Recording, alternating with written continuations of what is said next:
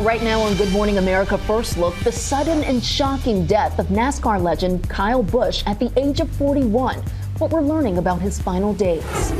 Travel trouble. A sinkhole delays the reopening of one of the busiest airport runways in America again. Republican revolt. More senators expressing outrage over President Trump's so-called anti-weaponization fund.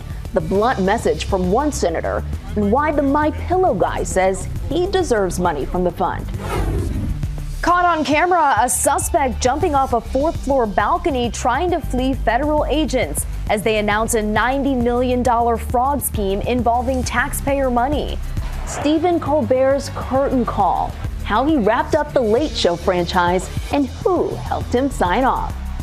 Plus, the major supermarket chain now promising to cut prices.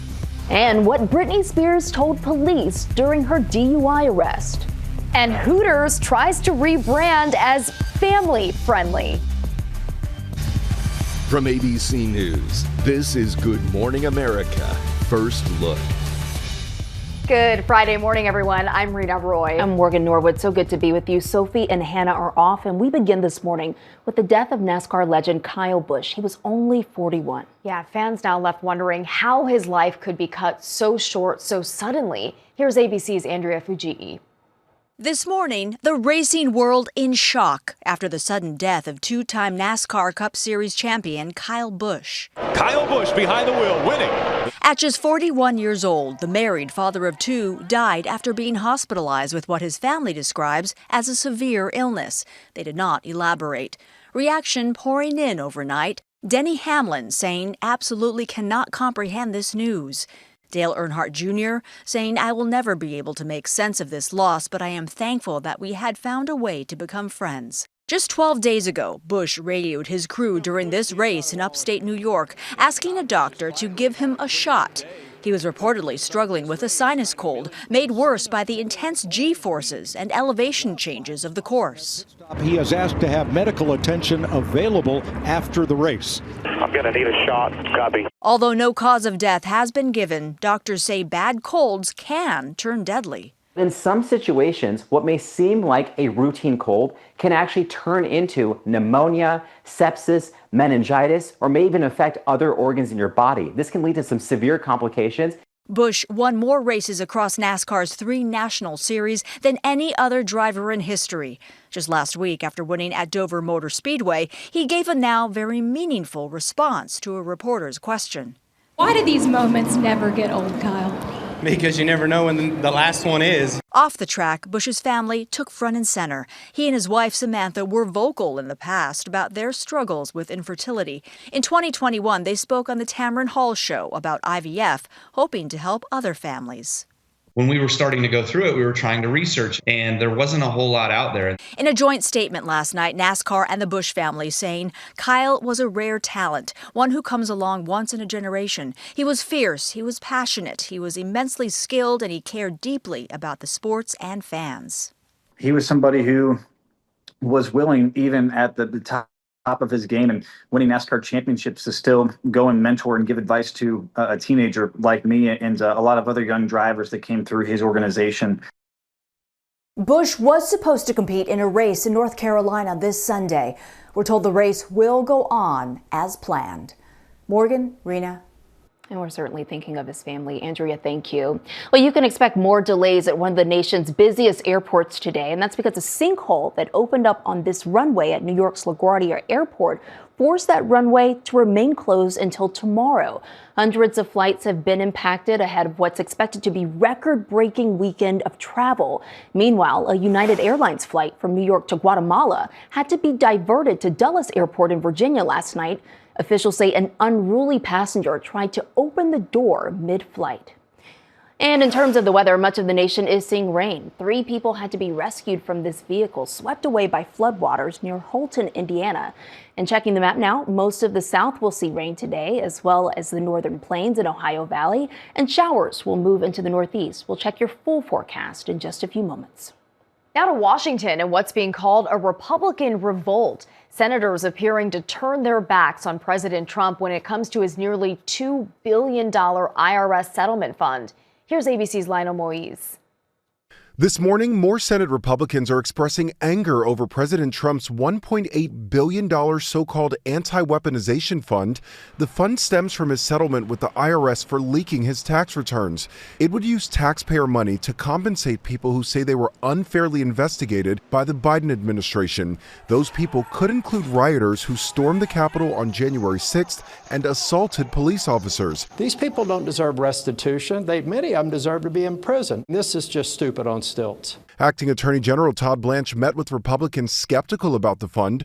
Sources say there was yelling, with senators worried about November's elections. Sources say one stood up telling Blanche, "You created this expletive sandwich. You got to figure it out." Senators reportedly feel Blanche failed to guarantee the fund would exclude people prosecuted for crimes on January 6th. Did he make that guarantee to you all in the meeting? I did raise that issue, and that seemed to be what he was saying, but, we haven't seen language. You want more clarity? I do.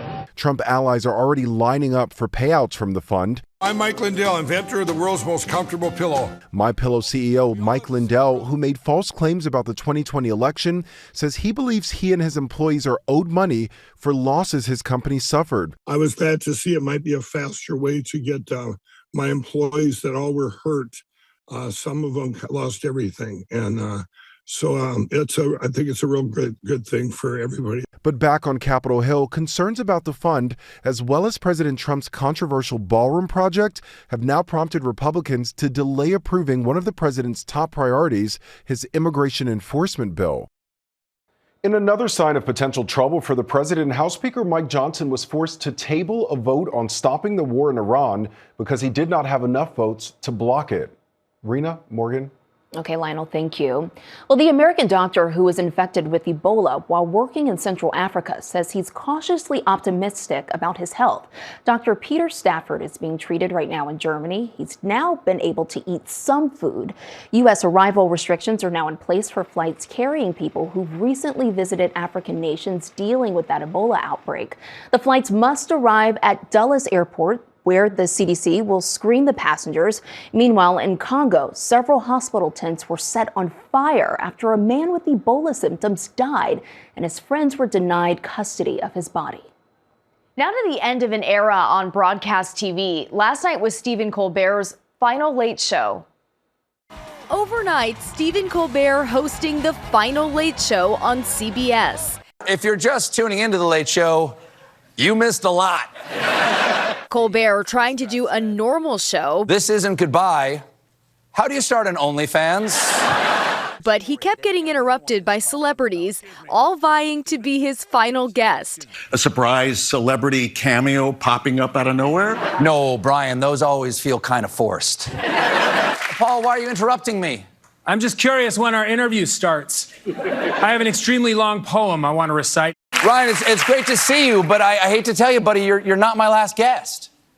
Ouchie. The night building to a big surprise. Colbert, a devout Catholic, teeing up an interview with Pope Leo. Oh, wait, Colbert. You call that a Chicago dog? Pope don't play like that. Leo, out! But instead settling for Paul McCartney. Hey, Steve, what about me?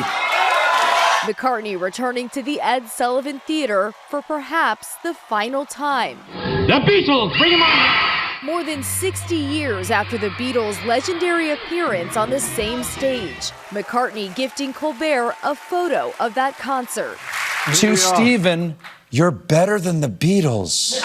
Colbert and his former band leader, John Baptiste, closing out the final show with a Beatles classic.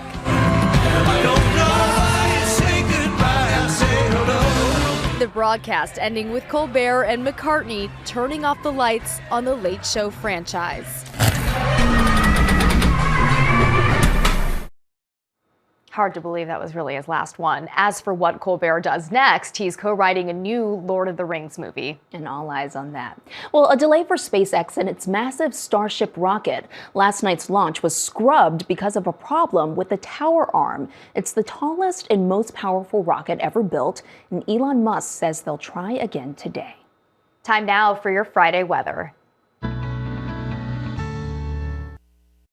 Good morning. As a lot of travel continues for the holiday weekend, watching a large area of showers from the Gulf Coast, the Ohio Valley, Mid-Atlantic, Dakotas into western Minnesota, maybe some severe storms in parts of Texas and Oklahoma, and it's nice in the west. That's what continues into the weekend. Look at Saturday. Widespread rains from Texas. There are flood watches right through the weekend in South Texas. You can see the rain all the way up the coast, although northern New England may be drier. Once we get into Sunday, some breaks from Baltimore to Buffalo, otherwise more showers and thunderstorms. Into Memorial Day, the rain shield is broken up a little bit more. Might be some breaks New York, Boston, Baltimore, and Atlanta. Otherwise, heavy rain New Orleans all the way up to Memphis. 1 to 4 inches of rainfall, more in the south. The big cooling in the northeast. Finally, a little warming by Memorial Day, closer to 70. That's your forecast on ABC News. Senior meteorologist Lee Colbert. Have a great weekend. Coming up here on GMA First Look, the supermarket chain promising to cut prices. Also ahead, what's being called an historic fraud bust, one suspect jumping off a 4th-floor balcony trying to flee. And the push for a women's history museum in Washington now hitting a roadblock. Stay with us. Back now with terrifying moments on this Virginia bridge. A police patrol car flipped and was left hanging over a guardrail on the Chesapeake Bay Bridge tunnel after a crash. The officer was thankfully okay. Heart-stopping video there. We take you now to Minnesota and what's being called a historic fraud bust. After hours on the run, the FBI capturing Muhammad Omar. Authorities say he's the man who jumped from a 4th-floor balcony trying to flee from agents. He's one of 15 people accused of defrauding Minnesota's Medicaid programs of more than $90 million. The Justice Department says the defendants billed the state for services never provided and used the taxpayer money to buy real estate, luxury cars, and jewelry. Our cases today involve 7 different state-managed Medicaid programs that have been systematically pilfered by fraudsters who treated Minnesota-run programs as their personal piggy bank. The programs targeted include housing assistance for seniors and people with disabilities, childcare, and autism services. Today's arrests represent the largest autism fraud bust in American history. Investigators say the defendants paid kickbacks to parents, falsely diagnosed children with autism, and submitted fake Medicaid claims totaling more than $400 million. The charges coming the same day Amy Bach, the former head of a nonprofit, was sentenced to more than 40 years in prison. She was convicted in a separate scheme that stole nearly $250 million from a program meant to feed needy children during the pandemic. And federal prosecutors estimate the Minnesota fraud scandals could top $9 billion, a figure disputed by Governor Tim Walz. Well, Memorial Day cookouts will be more expensive this year. No surprise there. But one grocery chain is promising to start cutting prices. Kroger says it's trying to win back customers from Walmart and Costco. It says costs will be trimmed to help reduce prices. Meanwhile, Walmart warns it may have to raise prices because of rising fuel costs. And PepsiCo, owner of Lay's and Doritos, is planning to raise prices on chips. All right, well, still to come here, the suspected burglar who got stuck inside a wall. Also ahead, what Britney Spears told police during her DUI arrest. Well, there's a bad break for this suspected burglar. He was arrested after getting stuck in a wall. Yes, that's right. Police in Salinas, California heard him calling for help while they were grabbing coffee. He had been trapped there, get this, for 10 hours after falling from a roof. The arch that President Trump wants to build near Arlington National Cemetery is one step closer to being built. The design has now been approved by an arts commission, but the 8-foot base and the lions have been removed. Another commission takes up the project next month. Well, it is back to the drawing board for a proposal to build a women's history museum in Washington. The bill was rejected when Democrats objected to a Republican change, which said only, quote, biological women could be included in the museum. We turn now to Britney Spears speaking to police. Newly released video shows the moment California Highway Patrol arrested Britney Spears for suspected driving under the influence. I do smell alcohol coming from your car, okay? She was pulled over after 911 calls about her erratic driving. She can be seen taking a sobriety test before being cuffed. In a copy of the police report, officers reported the distinct odor of an alcoholic beverage and said Spears told them she had one mimosa earlier in the day. but officers say they found an empty wine glass in the cup holder. I could drink probably 4 bottles of wine and take care of you. I'm an angel. Officers say her mood changed from confrontational and agitated to flamboyant and compliant, adding she also appeared to speak with a British accent at times. Spears said she had taken Adderall, Prozac, and a mood stabilizer. Breath tests showed blood alcohol levels, the report said, were under the legal limit. She accepted a plea deal this month after voluntarily seeking rehab and was sentenced to 12 months probation. Her publicist saying she's taken responsibility for her conduct and appreciates the outpouring of support she has received. Her plea deal includes a substance abuse program. Well, coming up here, Caitlin Clark surpassing LeBron James. Plus, Hooters tries to rebrand.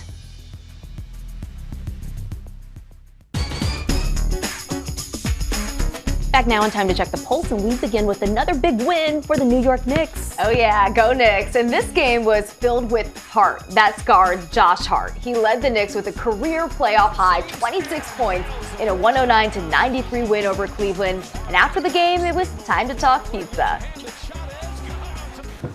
Are you a crust guy? It depends if it's garlic crust or a good crust, like a good crust pizza. The Knicks have a 2-0 series lead. Gotta have a good slice. And another basketball headline for you this morning, a milestone for Caitlin Clark. She's now surpassed LeBron James in jersey sales. She's only 24 years old. Well, next, the change is coming to Hooters. Yeah, the CEO says the company is rebranding to be more attractive to families. Of course, Hooters has long been known for its Hooter girls and their uniforms. The boss acknowledges that chased away a lot of customers. He says the uniforms are being addressed along with menu changes. Interesting. All right, next, President Trump is supporting the effort to make daylight saving time permanent. Yeah, the House has approved a bill that would do away with the yearly time shifts. The president says changing the clocks is a waste of money, but the bill is still a long way from becoming law. All right, next, an easier way to get concert tickets. And it comes from an unlikely source. Spotify will now monitor your streams and other activity to gauge your music fandom. The app's new reserve service will then determine the most dedicated followers of certain artists and then reserve them 2 tickets for a concert on that artist's upcoming tour. So cool. Well, finally, the hippo and the boy. Yeah, this is so cute. And this adorable video comes from the Milwaukee County Zoo. That hippo appearing to bond with the boy through the glass. The zoo saying there was a hippo connection. Top headlines next.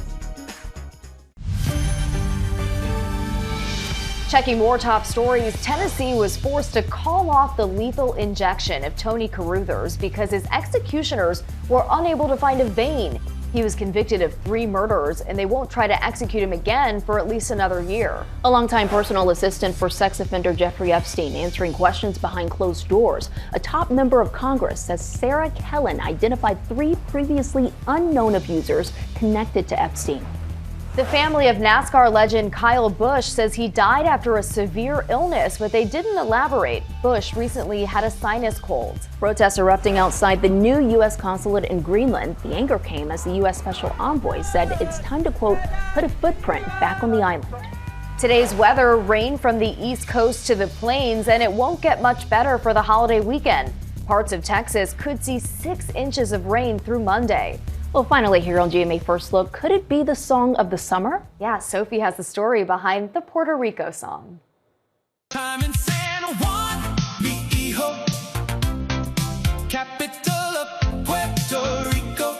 Charlie Puth, Luke Combs, Jennifer Love Hewitt, all catching a vibe to this catchy tune called the Puerto Rico song, which has become a viral hit on TikTok. I'm waking up, I got O-Town doing dances to it, like...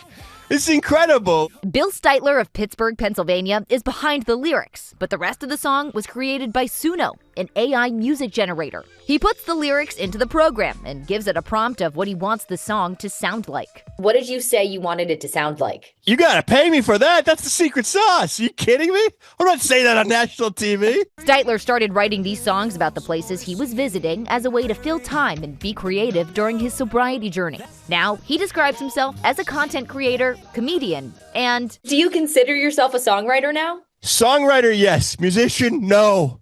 Hear that? Musician, no. Suno has faced legal trouble. Warner Music Group accused the AI platform of producing tracks that were indistinguishable from the work by real artists. But the companies settled, even creating a partnership. If you ask someone, sound like Sledgehammer by Fifth Harmony, and it sounds exactly like it, shouldn't Fifth Harmony get a cut of my song? Music journalist Tomas Mier says he was obsessed with the song from the beginning, and that transparency is key. This comedian is being super transparent in his social media saying these are AI-generated songs, but not everybody's gonna do that. Steitler says he's getting opportunities he never imagined, now meeting with Discover Puerto Rico Tourism. Hopefully people will see some songwriting ability, and I can collab with some musicians.